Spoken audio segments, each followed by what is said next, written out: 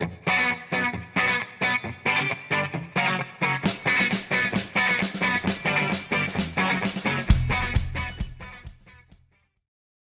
up, guys, and welcome back to another video here on the Dave Goodger FM channel.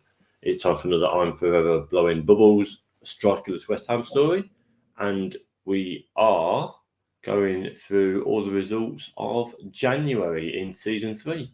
So let's just see how we've been getting on. So last time out you saw us, we had the 2-0 FA Cup third round win against Leeds, and that was the precursor to a very, very tough start to the new year. First up was our trip to Liverpool, our arch rivals, our nemesis, a team that I don't think we've beaten yet in any of the games we've played over these 3 seasons or 2.5 seasons now. And it was another crushing defeat for us. Didn't help with an own goal on just before 5 minutes before half time from Declan Rice, but we were never at the races. We only had 4 shots all season. I, for some reason, decided to go totally against my plan of the 4-3-3-0 that I've been using against the higher reputation teams.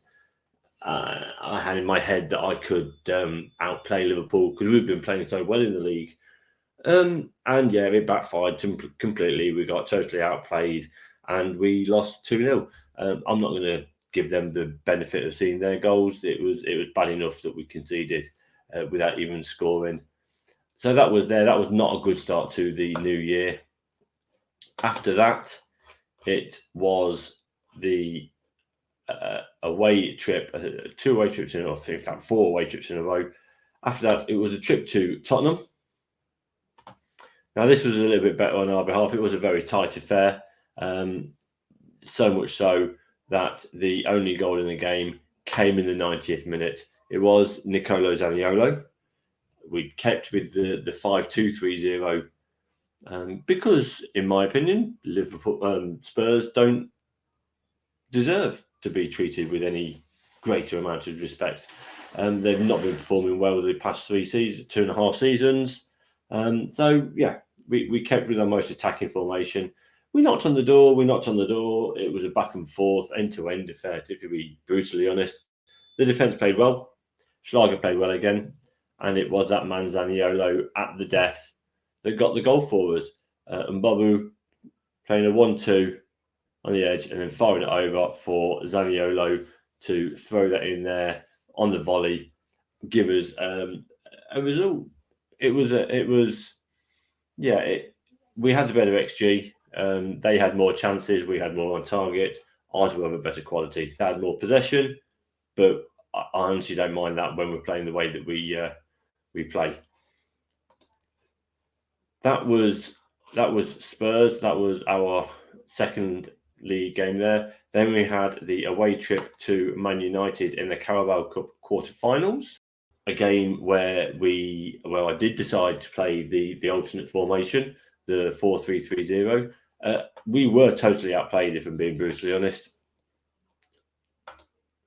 This was one where more possession, more chances on target. XG was massive compared to ours. We sat back, we soaked up, we hit them on the break. It's a tough one. It will go down on stats as an FM in, but a lot of their shots didn't even show up on the key highlights. They were long distance speculative efforts, whereas ours were. We'll see here in the second half, just after the hour. Firpo on the right, throwing it over, Bender Half on the 6-yard box, getting in ahead of his defenders, and then just 5 minutes later, Elena feeding Zaniolo, first time shot past the keeper. Their one and only goal came from the penalty spot with 15 to play, and then they pressed again. A lot of those shots, at least 8 or 9 of those shots, came in the last 15 minutes. So, stat-wise, it will look like we've totally stolen it, but watching the game as it unfolds, and say a lot of their shots didn't even warrant highlights, and then the only goal they scored was sort of from the penalty spot. So swings and roundabouts, we're through to the semi-finals of the Carabao Cup. That brings us then back into the league for our 4th away trip in a row this year. It's actually our 7th away game in a row, and it was a trip to Carrow Road, and we just did not turn up. Norwich turned us over, totally deserved.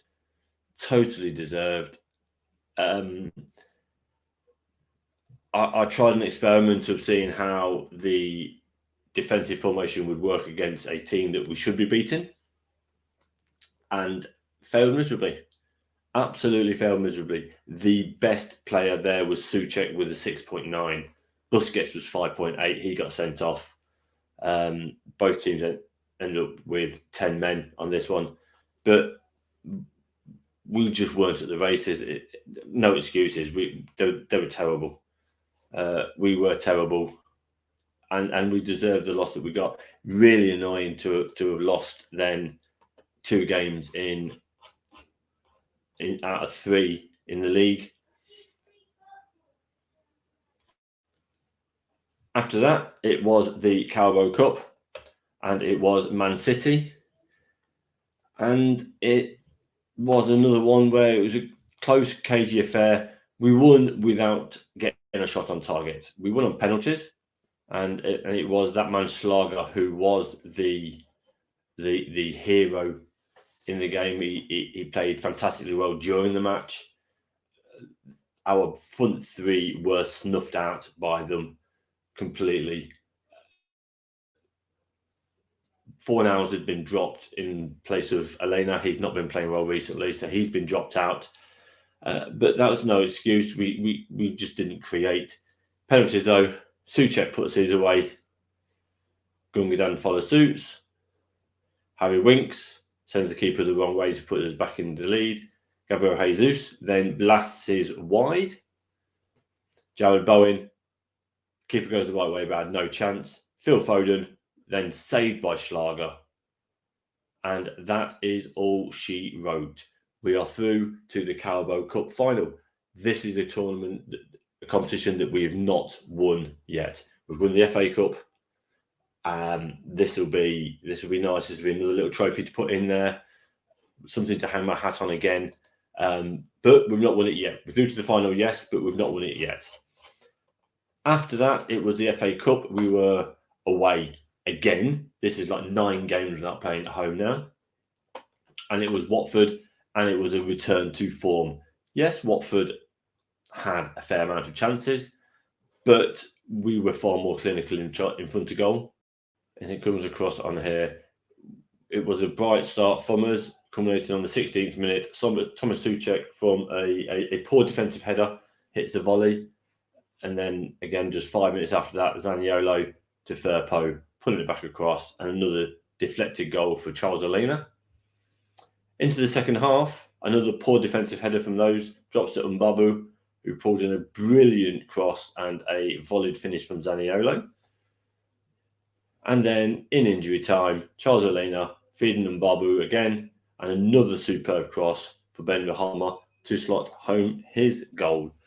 The only downside to that was Jared Bowen did pick up a knock in that game, which is why Ben Rahama was on. That then, again, after that, back in the league again, we were away again. This is it. We really were such a long streak of away games. I've never known anything like it. We were away to Wolves, who are flying high. They were at 3rd at the point. And it was another saved by Zaniolo affair. Mbabu, after his heroics last game, had to be rested. Elena here, feeding Bowen. Bowen dropping to Zaniolo. His first touch takes it past the defender and then fires it past the keeper. That doesn't tell the whole story. We had more chances. We had more chances on target. We had more possession as well than Wolves. I think they were sitting back and trying to play on the counter a lot. John Joe Kenny came in place of Mbabu, who was feeling tired. He did come on because Kenny didn't have a good game. But it was a good, solid performance against a team that's performing well in the league. And then finally, we had a home game. We had Leeds. Leeds, who we beat in the third round of the FA Cup, were up for a little bit of revenge. And this one was a little bit of a goal fest, to say the least. Unchanged side from the one that finished last game. So Kenny in again. Zaniolo, Elena and Ben Rahama.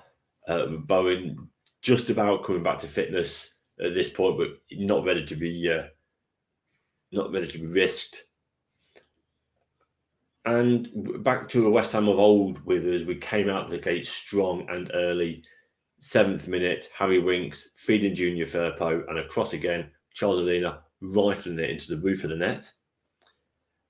25 minutes, penalty. It was Zaniolo who got brought down. He dusted himself up and scored it. And then just after the half time, Charles Elena from a long ball over the top, running through and slotting home. That woke Leeds up. 65th minute, the lovely interplay around there, and Bonaventure riding one channel from Firpo and slotting home the second. Wasn't enough though until deep into injury time when Caceres fires through a crowd. How nobody got a deflection on it, I got no idea. But we held on. It was a 3-2 win. Their last goal came in injury time like that. But couple of performances that were an issue. Kenny, again, not playing well there. Cardoso, who's been playing in the middle recently because Curler's been out for quite a while now. He's getting close to fitness again. Lascelles is in. Cardoso has been coming in. Schlager didn't have his best of games, but we were there. Which brings us into the last game of the month. It's been a very, very, very stacked month with what we've got 1, 2, 3, 4, 5, 6, 7, 8, 9 games played. So the 9th game in the month played. We were away again.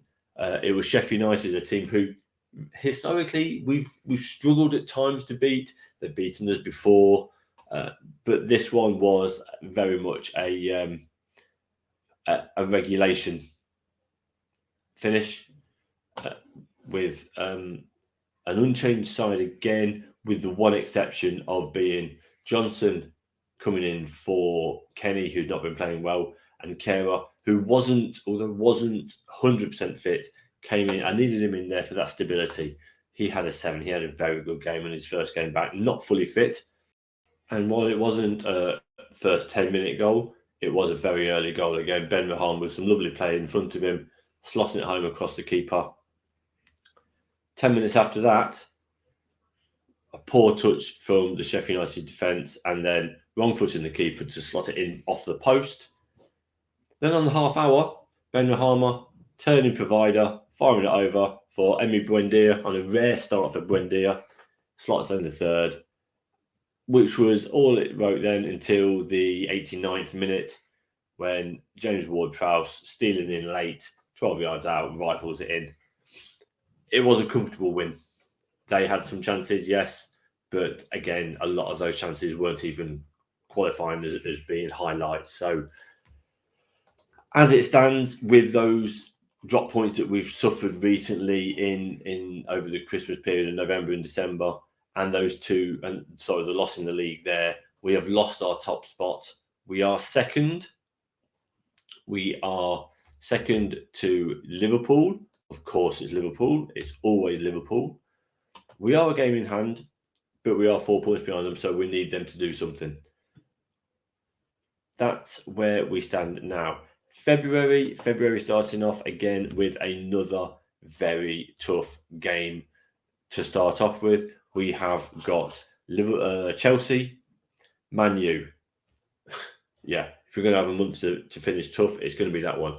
Chelsea at home, Man U at home, fortunately.